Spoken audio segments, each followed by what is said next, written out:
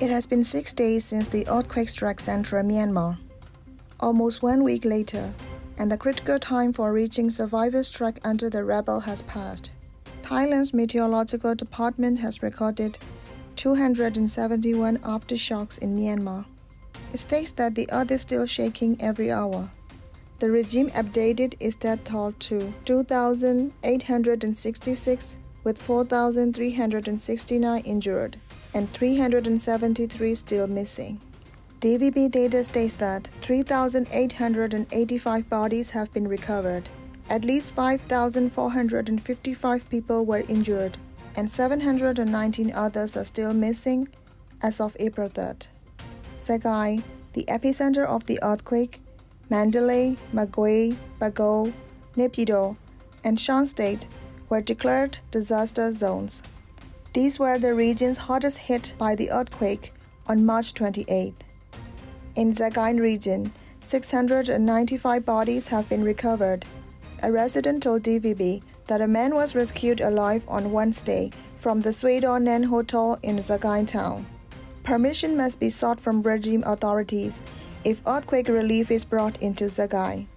In the Mandalay region, 2,462 bodies have been recovered, with 1,239 in Mandalay city. This is the highest death toll reported nationwide. Rescue team said they had ceased operations at the Sky Villa condo in Mandalay on Wednesday. It is believed that there are no remaining survivors. In Pyoboy Township, 16 people were rescued alive from the KBZ Bank on Wednesday. It collapsed on March 28th. Pyoboy residents told DVB that clean drinking water is urgently needed. The regime told residents who have set up tents around the Mandalay Palace to leave the area.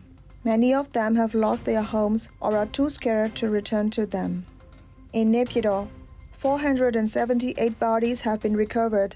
The regime announced that 2 men were rescued alive on Wednesday at the Achan Tha Hotel, which collapsed on March 28th. In Shan State, 152 bodies have been recovered. In Bago region, 68 bodies have been recovered. The regime has declared a week of national mourning until April 6th. It also declared a ceasefire on Wednesday from April 2nd to 22nd. At a donation ceremony in Naypyidaw on Tuesday, Min Online threatened ethnic armed groups from attacking rescue teams. But regime spokesperson Zaw Minton confirmed that it was regime forces who had fired on the Chinese Red Cross on Tuesday. They were traveling overland from China via northern Shan State to Mandalay. There were no casualties. The regime has received a total of 849 tons of emergency supplies from 15 countries. 1,519 international rescue workers are on the ground in Myanmar. Many people living in the earthquake zone told DVB that they have yet to receive any support from the regime.